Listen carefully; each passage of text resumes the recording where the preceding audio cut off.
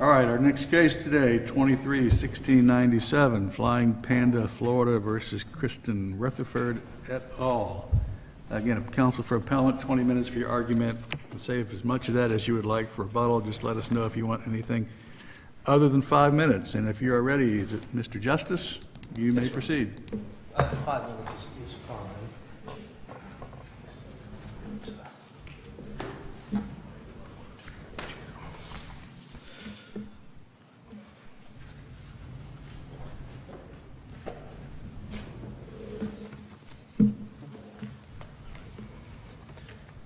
Good afternoon, and if it please the court, my name is Joseph Justice. I'm here to represent the appellant today.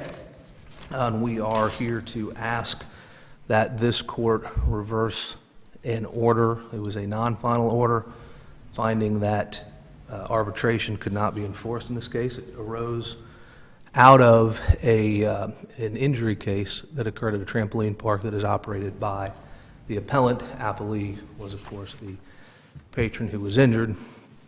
The appellee, in order to enter the park, had to sign a waiver. And that waiver included a number of different clauses, one of which was an arbitration clause.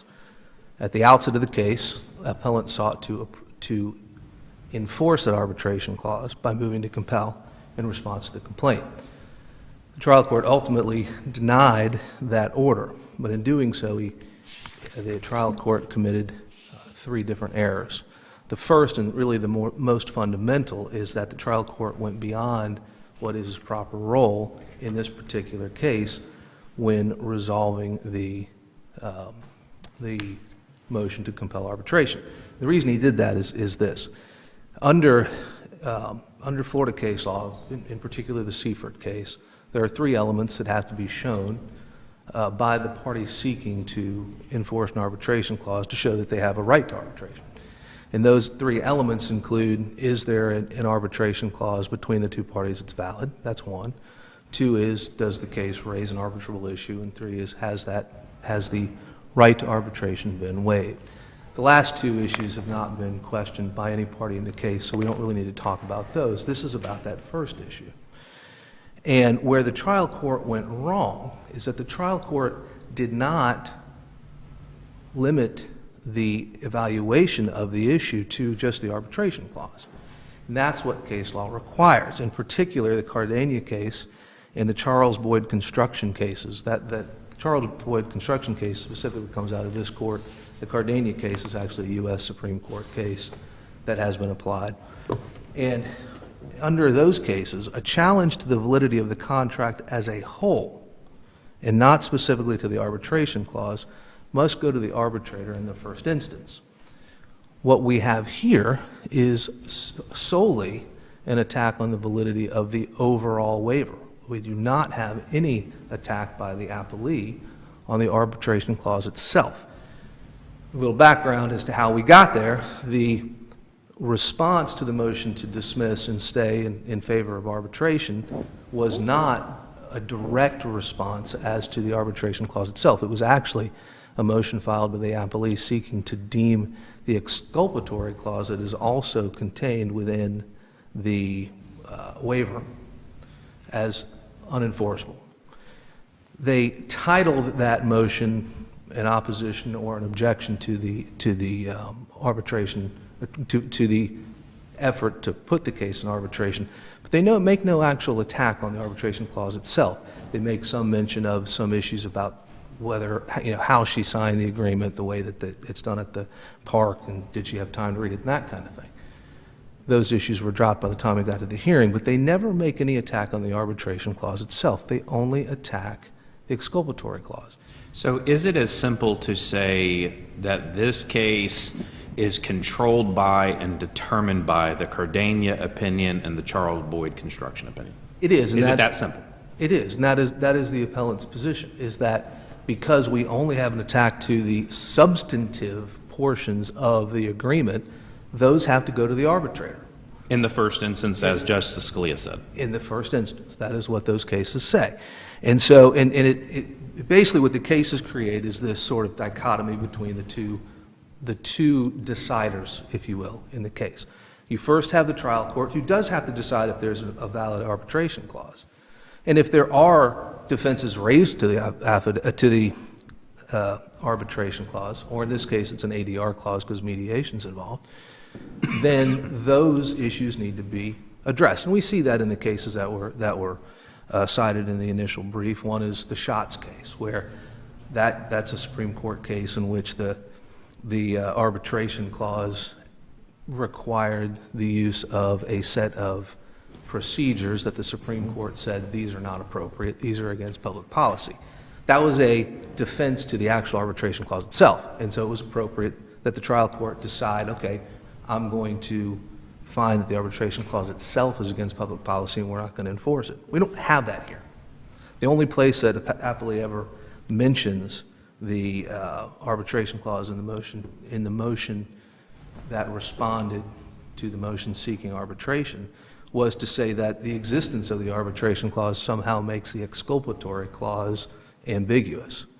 But he never says the arbitration clause itself is problematic. So our position is the trial court should have enforced the arbitration clause, should have then sent the case off to arbitration, and then the arbitrator would be the first person to decide whether or not the substantive clauses within the waiver are valid or how they should be applied. That's the whole purpose behind the arbitration clause, is to have that dispute determined at arbitration. So that's our position, and excuse me, if the court agrees with that position, the other two issues really are moot, because the other two issues go to whether or not it was appropriate for the trial court, if he was going to consider the exculpatory cause, to deem it unenforceable, and then third, whether or not once the court decides, hey, the exculpatory clause is in fact not enforceable, can it be severed from the overall agreement so that the arbitration clause can go forward? And I'll discuss those two issues as well if there are no other questions about the first part, which is we shouldn't have gotten there in the first place. This was premature. And seeing none. The trial court also erred in finding that the exculpatory clause was unenforceable. The exculpatory clauses, as the trial court pointed out, and as the appellee has pointed out, are disfavored, but that doesn't mean they can't be enforced. The test that has been created by the case law, and we've cited to the Sanislo versus Give Kids the World case. There's also the Plancher versus UCF case. There's the Blakely versus Stetson case. All these cases come to the same test, and that is that an exculpatory clause can and should be enforced if it clearly, unequivocally, unambiguously states that which it seeks to release. In this case, the exculpatory clause seeks to release the appellant for any and all liability up to and including its own negligence. If the clause clearly states such intent, that the parties intended for the appellant to be released in that manner, then it's enforceable. And the test that's created under Sanislo is somewhat simple in that an unambiguous and enforceable, the exculpatory clause is unambiguous and enforceable if an ordinary person, or a person of ordinary knowledge, let me try that again, an ordinary person who is knowledgeable would understand that which that person is contracting away. And just from an overall view of the clause involved here, if you take a comparison to the clause that is included in the waiver at issue in this case, and you compare it to, say, the one in Sanislo, which was approved by the court, if you apply or you compare it to the one in, say, the Elaluf case, which we have also cited too, and if you compare it to other clauses that have been approved, this one's actually more clear. It's clearer. It's more thorough, and that is one issue. One other issue I didn't mention, but under the Brooks case, the case law says that the clause also needs to be thorough, so that the person who's reading it understands the full extent of the release. So, appellant, and I think this is set out in the initial brief concisely, probably more concisely than I'm saying it now, but the overall view of that arbitrary or exculpatory clause is that it is clear, and that it clearly states unequivocally in a way that an ordinary and knowledgeable person would understand that the parties intend to release the appellant for their own negligence. Now, the trial court found specific issues that it thought made the exculpatory clause ambiguous, and so I'll address those. There were a handful of them. One was the question of who is released. And the trial court came to the conclusion that the manner in which the releasees are named was somehow ambiguous. And if you look to the agreement, you'll find that that's not the case. One of the issues that was been raised by appellee and seems to have been accepted by the trial court is that the name of the agreement begins the ambiguity. But in reading the agreement, you'll see that that's not the case. It starts with Planet 3 Extreme Airport Park as the name at the top, but that's a location. That's the name of the place that you go to use the trampolines. And an ordinary, knowledgeable person understands that businesses are operated by someone. And when we get into the rest of the agreement, the very next line makes it clear that appellant is the operator of this location. Appellant is the one that's providing the activities. An appellant is the one who is being released here. The rest of the releasees who are listed include things like agents, owners, franchisors, employees. These are terms that an ordinary and knowledgeable person will understand who they are. That they are included in the release or the list of people who are released doesn't make it ambiguous or unequivocal. So our position is that simply does not create an ambiguity. There was one other issue I think that was raised by appellee in the trial court below accepted, was that the release also includes equipment suppliers. The term equipment suppliers is defined, it's understandable, it does not create an ambiguity.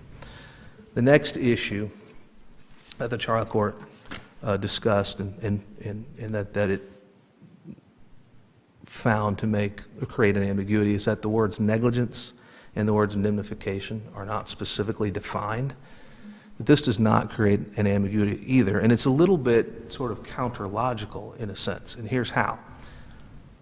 There is no case law cited that supports the position that the word negligence needs to be defined or that the word indemnification needs to be defined such that the clause can be enforceable. In fact, there's case law that says the opposite, that the word negligence doesn't have to be used. But the words negligence and the manner in which that word is used in this agreement does not create any type of ambiguity. In fact, it does the opposite. It makes it clearer. It makes it clearer because it makes it clear to the person who's signing it that they are waiving their right to sue for negligence as well. And similarly with indemnification, the indemnification clause itself supports and affirms the breadth of the exculpatory clause because it makes it clear that what this agreement is doing is it is placing all of the risk on the person coming in, and that they are releasing their right to sue. There were a couple of others, affirmation of things like you won't be intoxicated when you come in to use the trampolines, you won't, that you're fit to do the things that you set out to do, that you will look at the equipment before you use it to make sure that it looks safe at the time you're using it. These also do not create an ambiguity. This appears to have been sort of an extension of a couple of cases like the Plancher case, also the Murphy versus YMCA case.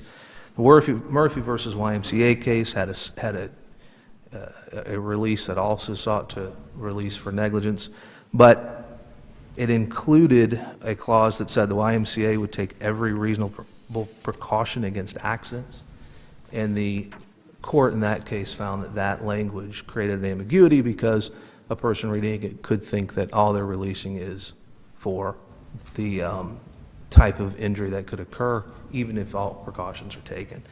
We don't have that language here. What we have here is language requesting or requiring that the appellee do something, not that the appellant do something. So that doesn't create an ambiguity either. I think the last one to touch on is that there's an inclusion of a right to go to small claims instead of to arbitration. That is actually part of the ADR clause itself, and all it does is say, look, if the value of the case is below $10,000, rather than spend all the money going to AAA, we can go to small claims instead. Again, doesn't create any ambiguity as the exculpatory clause. So our position is the exculpatory clause is valid, should not have been found or deemed to be invalid, should not have been stricken, since that's the basis of the opinion or the order denying a right to arbitration. That means the whole order should fall. I see that I'm into my extra time. Let me just touch on the last issue. Is this the trial court's order also erred in finding that the clauses couldn't be severed from each other? I'll just touch on it very quickly. Global travel marketing, all the cases that are cited in the initial brief set up a particular test for severability. Do you have a severability clause? Which we do. And does the thing that needs to be severed in order to enforce the arbitration So why clause? isn't this argument part of your issue 1? Well, they are similar. I think your opposing counsel argues they're essentially the same, sort of, I think, or they're at least related, right? He does. That is his argument. And So they why are- is that incorrect? Well, they are related. Here's why. If they're not severable, then isn't an attack on the indemnification and the other parts of the agreement, if they're not severable, isn't that, in essence, an attack on the arbitration clause? No, it's not. And here's why. Because the arbitration clause under point 1 stands on its own and should be addressed on its own. Your Honor is correct that there is clearly a link between the two. But if we... What's left to arbitrate if they're not severable and the other provisions are invalid? What's left to arbitrate? If the exculpatory clause and the other clauses are found to be void, first of all, that should be done at the arbitrator, shouldn't be done by the trial court. Well, that begs the question, but I'm saying, if, let's say for a moment, that they're invalid. Let's just assume for a moment that they're invalid. What's left to arbitrate? Well, the overall case, because you still have what happens, how do we resolve the underlying issue of she was injured, what caused it, who was at fault for it, what are the damages. Gotcha. So that would still have to be arbitrated. So that's really, and you're right, they do dovetail together, and that's why when we get down this path to the second severability issue, it's simply because we've gone down a path we shouldn't be on in the first place. We should be back at point 1 saying this is about the actual substantive clauses within the agreement, how they should be applied, and that should go to the arbitrator. And with that, I will reserve the rest of my 2.5 minutes for rebuttal. All right, thank you, counsel. Good afternoon. Mr. May Carlisle. it please the court, my name is Chris Carlisle. I'm here on behalf of the appellee, Ms. Rutherford. Your Honors, there was a lot of ground covered there. Before you take off, let me just ask you this. Would you agree with your opposing counsel that if we were to conclude that the court should have granted the motion to compel arbitration, we don't even get into the weeds on the exculpatory clause, its enforceability, ambiguities, it doesn't matter, right? I tend to agree with that, yes, Your Honor. I think that, again, without working backwards perhaps, the arguments, I think that this agreement was in any way clear to the average person. I can address those if you wish. The court found that clearly weren't, but you're right, we don't get there. And there was no specific motion or challenge to the arbitration clause. Your Honor, I disagree with that, and I'll tell you why. There's a couple reasons for that. Part of the problem here is we're hearing that there was no specific challenge to the arbitration clause. In their response to the motion that was filed by Ms. Rutherford on page 2, at page 100 of the record, they argued, because at this stage of the litigation in which Flying Panda is trying to enforce the arbitration clause and plaintiff is contesting the enforceability of the arbitration clause, plaintiff's motion to seek to do this is premature.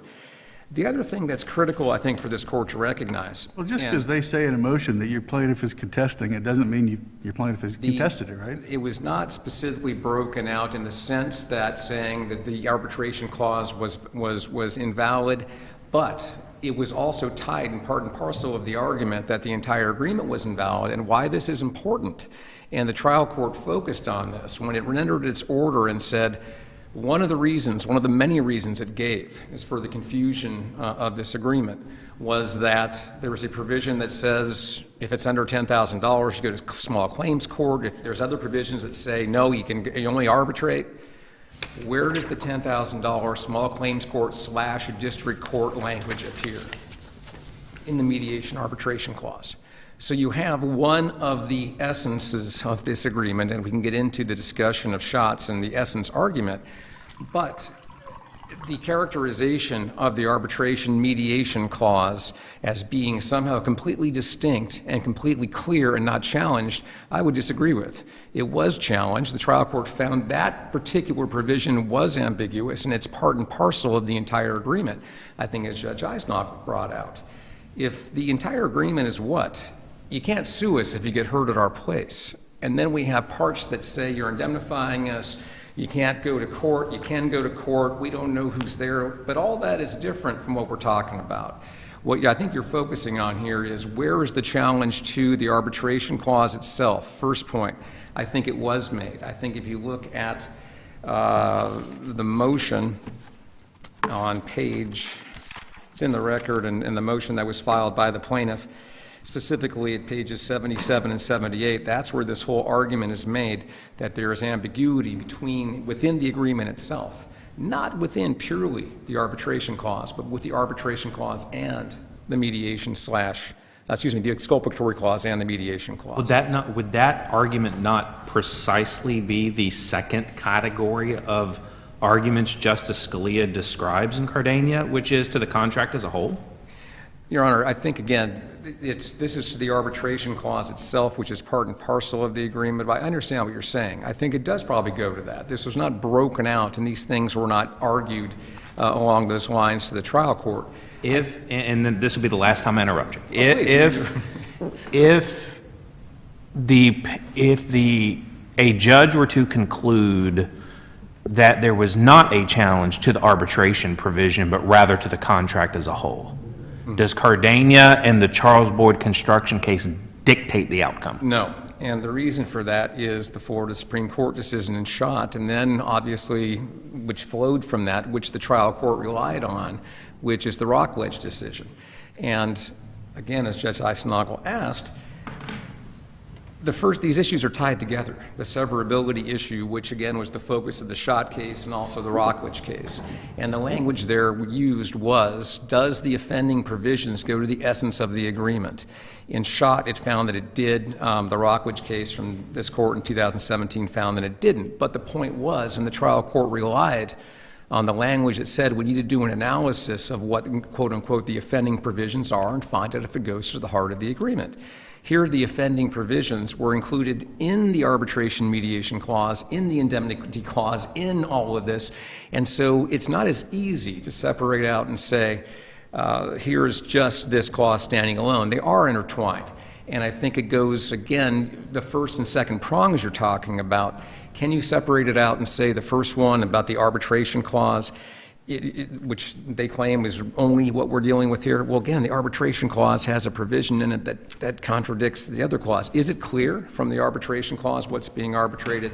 And does the ambiguity within that clause itself go to the essence of the agreement? The trial court found that to be the case. I would like briefly to touch on the argument that I made in the brief and talk about and kind of really bring to the court's attention the waiver issue that we talked about and make a few points about it if I could. If you look through, I mean, there were 3 documents in there, counting the complaint, maybe 4. You have their motion that says, hey, trial court, let us go mediate and go to non-binding arbitration. It's 3 pages long. Nothing much to it. Here's the provision. We're supposed to mediate, go to non-binding arbitration. If that doesn't work, we'll be right back here. Stay the case, maybe dismiss the case. That's what we ask you to do. Our response argues all these things. There's a lot there about the invalidity of it, about the entirety of the agreement, about this provision within the arbitration mediation clause, etc. They then respond. And again, in their motion, they say, yeah, you are challenging the arbitration clause. And I know that's not dispositive of this, but I think it's worth mentioning. This entire argument that the enforceability of the arbitration clause standing alone, or if it's not challenged, is for the arbitrator to do, as opposed to the trial court, really was not raised ever in that response. It certainly wasn't raised in their motion. It wasn't raised in the response. They point to one paragraph there where that it was not discussed in any depth. They talk about it's not premature, and there's one sentence about that. Cardenha, Rockledge, the concept that the arbitrator should be the one to decide this was never really brought to the trial court's attention. The thrust of the argument, if you look at it, was let us go do these things and we'll come back. There was no discussion of who gets to decide the validity of that Plaintiff's clause. motion seeking to invalidate the exculpatory clause is premature, since Flying Premature, Panda yes. has sought to enforce its right to mediate and arbitrate the dispute. I'm sorry, where do you quote? Additionally, the enforceability of the exculpatory clause is an issue that should first be addressed through the ADR clause. Where are you quoting from, Your Honor? I apologize. Is this Page 106 of the record, I believe. Page 106 of the record. So that's my final point on this, if I may. Page 106 of the record, or it's at the I'm sorry, the appendix, right? the appendix. Is that the hearing, or is it the response or the motion they filed? I believe it's the response to your motion. The response to the motion they filed, I didn't bring it up with me. They have one paragraph there that goes and discusses this without mentioning those cases, without saying this is the provision for the arbitrator. They say it's premature. Let us go arbitrate, non-binding arbitration. Let us Counsel, go they have mediate. they have to present the argument to the trial court to They do. preserve it. I'm unaware of any requirement that they cite specific cases when they're preserving an argument. They just have to make the argument. Now, look, it's good advocacy to cite some cases, right? And perhaps they should have, but I'm not sure that that necessarily means they didn't preserve it. The question is, Your Honor, and again, I agree with you. It's a question that, the law is that every case, every argument, every facet of every argument doesn't need to be presented to the trial court. But we would argue that the essence of that argument, to use the term essence again, is that the arbitrator should be the one to do it when the validity of the arbitration clause is not questioned. That was not made. The paragraph that I think you're referring to, Your Honor, is, again, there was an oblique reference to it should be done. It's premature. Let's just let all this mediation and non-binding arbitration happen. They say it's premature, and then they say additionally, the enforceability of the exculpatory clause Right. is an issue that should first be addressed through the arbitrator.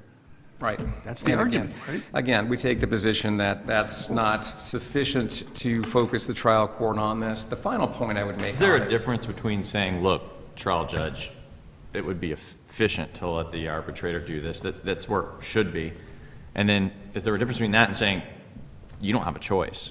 That's where it has to go first, trial judge. Are those two things different for purposes of preservation? I don't know that they're different. I mean, they're different arguments in essence. Does the trial, you don't have a choice versus let us go do this. Yeah, and so I think, Optional again, versus mandatory? I think those lines are a little bit blurred on the argument that was made here. And they try, again, they point to that one paragraph that I believe Judge Harris is referring to, which again does say, has one sentence that says maybe it's all about going back here, no cases, no who decides, let's just let that happen down there. And then they attempt to buttress that with the transcript of the hearing where this was all argued. But I'm sure the court, or I hope the court has noticed, that was filed as an appendix to the reply brief. And it was not part of their appendix to their initial brief. And our position would be, obviously, that any arguments that are contained within that appendix that they didn't attach or have prepared when they filed their initial brief are not properly before this court. So you have that one paragraph and that one sentence that Judge Harris is really focusing on, and I think that's appropriate to focus on. Our position is it doesn't quite get you there. And I understand that it doesn't have to be fleshed out to the extent that you're saying, but it's not quite. Again, if they had gone to this court and specifically said, here's the deal, you have no choice, here's going to be, they just basically were saying, And again, even if you want to look at the transcript that they filed, the exculpatory clause has a problem that can be talked about at mediation. It can be handled at the non-binding arbitration, and if they want one party or the other has the right to come back and seek redress back before this court, they can. So again, I think the reality that this is a non-binding arbitration provision, they're saying to the trial court, let us go try this out. If not, we'll come back here. It's not binding on anyone. And so there's a lot going on where I don't believe that the conclusive determination concerning the arbitration clause was ever specifically argued to the trial judge. That's our position on that one. And again, secondly, beyond the waiver, the question becomes when you have an arbitration clause, a mediation clause, an indemnification clause, an exculpatory clause, all remarkably intertwined in this thing, is the argument valid that the arbitration clause was in fact not severable from these others when this was being considered? We cited that. The trial court also, based on the cases I gave you, said no. And I think, again, looking at this, the first and third issues they raise are intertwined, and those are really the issues before this court. Unless there are any other questions. Okay, thank you, counsel. Thank you very much, Your Honor.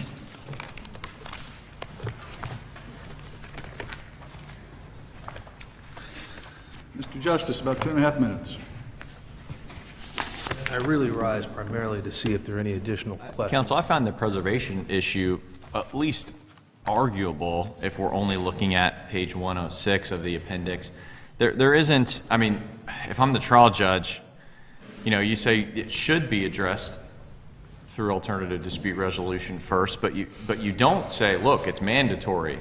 You know, you certainly don't say here, hey, they didn't attack the arbitration clause, and that's important, trial judge. You are right. It does not say that, but it does say that this should be addressed through the alternative dispute resolution, and then goes on to say, as a result, plaintiff's motion should be denied. That's not wording of, we think this is, whatever you want to do, Judge, but we think this we should. This is saying, no, you should deny their motion because it's premature at this point. At the time that we were filing this motion, or this response to their motion, the attack that had sort of maybe kind of been made on the arbitration clause, and I say it that way for a reason, was on a factual issue. In their motion to deem the exculpatory clause waived, or not waived, unenforceable, they make mention of some issues with, well, she didn't read the waiver. They make her sign it on some kind of a tablet. Lots of other things. There's people running around. And that started to sound like a question of a fact issue. Did she actually sign it? Is it actually something that she can be bound to? And that's the kind of thing that goes to, well, maybe we have to have an evidentiary hearing on whether there's an agreement in the first place. That's the normal process, right?